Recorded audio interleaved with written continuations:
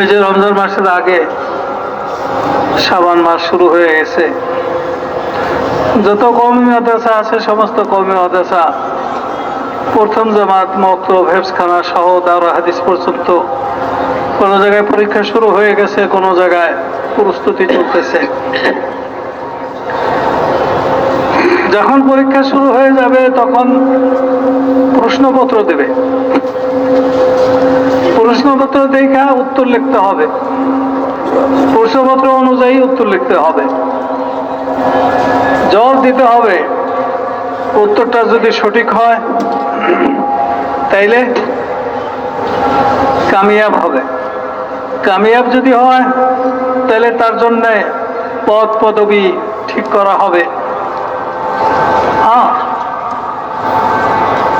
নম্বরত অনুযায়ী কামিয়াব হয়, কেউ আউয়াল হয়, কেউ দোয়াম হয়, কেউ সোয়াম হয়, কেউ চারাম হয়, আস্তে আস্তে কমতে থাকে। এই অনুযায়ী কেউ শাইখুল হাদিস হয়, কেউ সদরে মুফতি হয়, কেউ মুহাদ্দিস হয়, কেউ মুহতামিম হয়, তার নাম্বার অনুযায়ী, নাম্বার দরজা অনুযায়ী, নাম্বার অনুযায়ী তার জন্য দরজা কায়েম হয়। তো মেরে মোহতারাম দোস্তর বুজুর্গ, এই দুনিয়াটাও একটা ইমতিহান গাহ, পরীক্ষার ময়দান। এখানে আমাদেরকে আল্লাহ তাআলা পরীক্ষার জন্য পাঠাইছেন। কিয়ামতের ময়দানে 5টা প্রশ্ন করা হবে। 5 প্রশ্ন জিজ্ঞাসা করার আগে কোনো মানুষ তার জায়গার থেকে 1 ইঞ্চি পরিমাণ পাও লড়াতে পারবে না। একটা হলো, পুরো জীবন কি করছো বলো। দ্বিতীয়টা হলো, জৈবনকাল কোথায় নষ্ট করছো, কোথায় কাম কোথায় খতম করছো বলো। 3 নম্বর হলো, মাল কোথা থেকে কামাই করছিলা বলো। 4 নম্বর হলো, কোথায় খরচ করছিলা বলো। 5 নম্বর হলো, দিন সম্বন্ধে কতটুকু জানছিলা, কতটুকু মানছিলা বলো। মেরে মোহতারাম দোস্ত বুজুর্গ, ঘাম ছুটে যাবে, ঘাম ছুটে যাবে। ওই হাসরের ময়দানের 5 প্রশ্নের আগে কবরের 3 প্রশ্ন। তোমার রবকে দিন কি ছিল, উনি কে? আজকাল তো এখন তো সুন্নতের উপর চলতে ভালো লাগে না। মেরে মোহতারাম দোস্ত বুজুর্গ, সুন্নতের উপর চলবে না, কবরে তারা নবীকে দেখে চিনবে না, নবীকে দেখে চিনবে না। তার আগে আর এক পরীক্ষা হলো মৃত্যু বিছনা, মৃত্যুর বিছনায়, মৃত্যু সজ্জায়। মৃত্যু সজ্জা এত কঠিন জিনিস। 2 রকমের মৃত্যু আসবে দুনিয়াতে, বিভিন্ন মানুষের কাছে, কারো কাছে একরকম, কারো কাছে আর এক রকম। যে বান্দাটা নেক হিসেবে আল্লাহর কাছে পরিচিত হয়ে যাবে, তার মৃত্যুটা এমন ভাবে হবে যে কেমন যেন আটা ছিনে রাখছে, এখনো নরম আছে, ওর মধ্যে একটা চুল পড়া ছিল, টান দিলে চুলটা বের হয়ে আসে না, চড়চড় আওয়াজ হয়, চুলটা বের হয়ে আসে, অনায়াসে বের হয়ে আসে, কেউ বুঝতে পারে না যে চুলটা বের হয়ে আসতেছে। কিছু আল্লাহ তাআলার বান্দার রূহ এইভাবে বের হয়ে যাবে। কিছু মানুষের রূহ বের করতে সে এত কষ্ট পাবে, এত যাতনা ভোগ করবে। হযরত আলী রাদিয়াল্লাহু তাআলা বলেন, একজন জীবন্ত মানুষকে যদি একসাথে 300 তলোয়ার দিয়ে আঘাত করা হয়, তাইলে যে কষ্ট শেষে বোধ করবে তার চেয়ে বেশি কষ্ট হয় গুনাহগারের মৃত্যুর সময়। আল্লাহ তাআলা আমাদেরকে হেফাজত করে। মেরে মোহতারাম দোস্ত বুজুর্গ, এই ঘাটিগুলো সত্য। হুজুর সাল্লাল্লাহু আলাইহি ওয়াসাল্লাম মৃত্যুর সময় আল্লাহর কাছে দোয়া করতেছিলেন, আল্লাহুম্মা গফিরলি ওয়ারহামনি ওয়ালহিকনি বির-রফিকিল আলা। আল্লাহ আমাকে মাফ করে দাও, আল্লাহ আমার উপর দয়া করো, আর শ্রেষ্ঠ বন্ধুর সাথে তুমি মিলাই দাও। মেরে মোহতারাম দোস্ত বুজুর্গ, এই কোনোটাকে আমরা পাশে ফেলাই নেই। এই প্রস্তুতির সময় অল্প দিনের জন্য, বেশি লম্বা সময়ের জন্য আল্লাহ তাআলা আমাদেরকে পাঠান না এই দুনিয়াতে। আমাদের নবী বলেন যে আমার উম্মতি মা বাইনা 60 ওয়া 70 সানা। আমার উম্মতের বয়স 60 থেকে 70-এর মাঝে। 70-এর পরে খুব কম মানুষই বাঁচে, 2-1 বাঁচে। জন্মের পরে কিছুদিন পর্যন্ত কোনো আমল করার কোনো চাপাচাপি ছিল না, আল্লাহ তাআলার পক্ষ থেকে কোনো নির্দেশ ছিল না। তাহলে কয়টা দিন? এই কয়টা দিন হলো বালেগ হওয়ার পরের থেকে মৃত্যু পর্যন্ত হলো আমাদের আমল ঠিক করার দিন, সুযোগ। দুনিয়াতে আমরা বছর বলি আর কি, 60 বছর বলি, 70 বছর বলি, কিন্তু আখিরাতের হিসাবে ও সেকেন্ডের পরিমাণও হয় না, কারণ দুনিয়ার 50,000 বছর মিলে আখেরাতে একদিন হয়। দুনিয়ার 50,000 বছর মিলে কয় আখেরাতের একদিন হয়, তাহলে 60 বছর বা 70 বছর কয় মিনিট হবে? এতটুকু সময় আমাদের একটু কষ্ট করে চলতে হবে। যদি কষ্ট করে না চলি, তাহলে আজাদ থেকে যদি আমরা চলতে থাকি, আমাদের রোজা হবে না। আল্লাহ তাআলা মানুষদেরকে আজাদ বানান নাই, মানুষদেরকে ঈমান আমলের পাবন্দ বানাইছেন। ঈমান আমলের পাবন্দ বানাইছেন, নবীর অনুসরণের পাবন্দ বানাইছেন। আল্লাহ তাআলা আজাদ বানাইছেন তো পশু পাখিকে। মায়ের পেট থেকে জন্ম নিয়ে খাবে দাবে, আনন্দ ফুর্তি করবে, লাফালাফি করবে, মৌত আসবে, মরে যাবে। জব হয়ে মরুক বা যেভাবেই হোক, তারা হলে মুক্ত, আজাদ। মানব জাতি কোনোদিন আজাদ না। মানব জাতি পাবন্দ, আল্লাহর হুকুমের পাবন্দ, নবীর তরিকার পাবন্দ, কোরআনের পাবন্দ, হাদিসের পাবন্দ। মেরে মোহতারাম দোস্ত বুজুর্গ, আমাদের নাজাত, আমাদের মুক্তি, আমাদের সুখ, আমাদের শান্তি এই পাবন থাকার মধ্যে, অধীন থাকার মধ্যে। আমাদেরকে অধীন থাকতে বলছেন। অধীন থাকার জন্য আমাদের জন্ম দিয়েছেন আল্লাহ তাআলা। মেরে মোহতারাম দোস্ত বুজুর্গকে রোজা রাখা যদি মুখ আজাদ হয়ে যায়, মুখে যা আসে তাই বলে, মাথায় জাতির চিন্তা আসে তাই করে, মেরে মোহতারাম দোস্তর বুজুর্গ, তার রোজাটা তার গুনার জন্য, জাহান্নামের জন্য ঢালও হবে না, আর তার রোজাটার বিনিময়ে সে আল্লাহকেও পাবে না। কেন? আজাদ থেকে রোজা থাকছে, আজাদের মতো রোজা থাকছে, মুক্ত।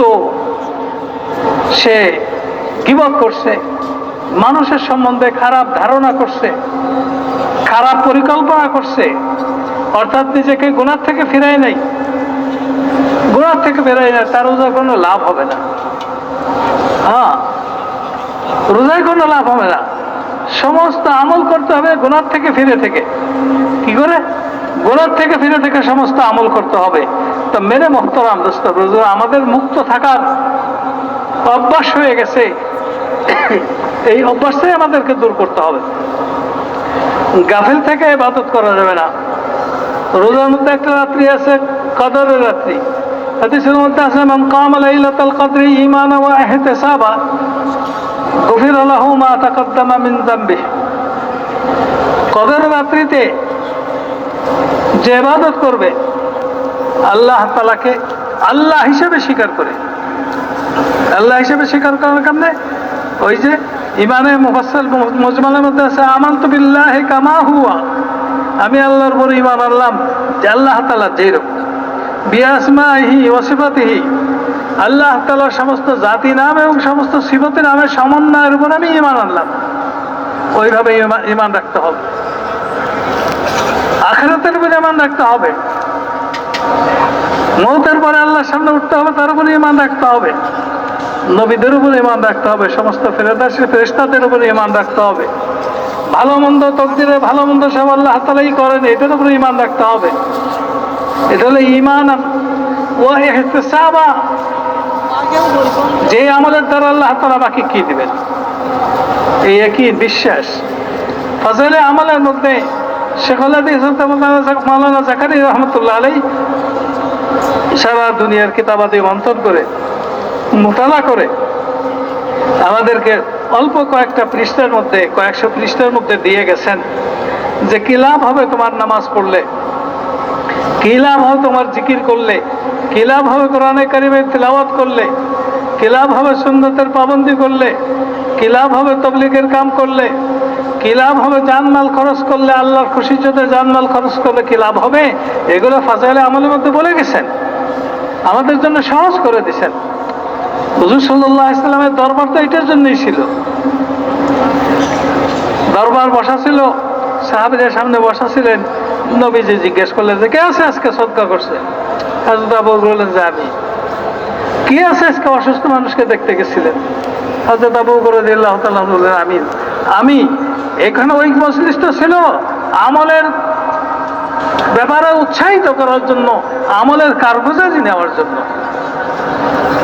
আমাদের মজলিসগুলোর সাথে এর কোনো সম্পর্ক নাই, ওর সাথে সম্পর্ক নাই। এগুলো সম্পন্ন না থাকার কারণে আমাদের ভিতর থেকে দিনেরও কোনো সম্পর্ক নাই।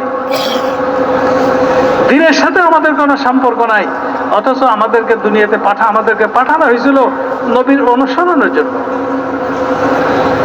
নবীর কথাবার্তার অনুসরণ, নবীর খাওয়া দাওয়ার অনুসরণ, লেবাস পোশাকের অনুসরণ, চলাফেরার অনুসরণ, কামাই রুজির অনুসরণ। নবী যা করতে বলবেন এটা আমরা করব, নবী যার থেকে বিরত থাকতে বলবেন এটা আমরা বিরত থাকবো। এইটার জন্য আল্লাহ তাআলা আমাদেরকে দুনিয়াতে পাঠাইছিলেন। আমলের জিন্দেগি, জীবনকে আমল দিয়ে সাজানোর জন্য, জীবন দিয়ে আমলকে সামনে পাঠানোর জন্য, এইটার জন্য আল্লাহ তাআলা আমাদেরকে পাঠাইছিলেন।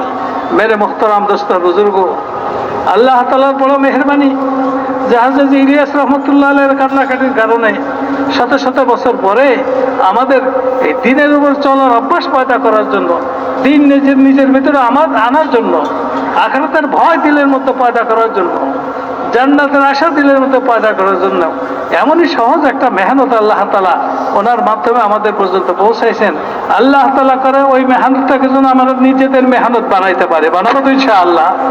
হ্যাঁ, এটা বহুত বড় সুযোগ।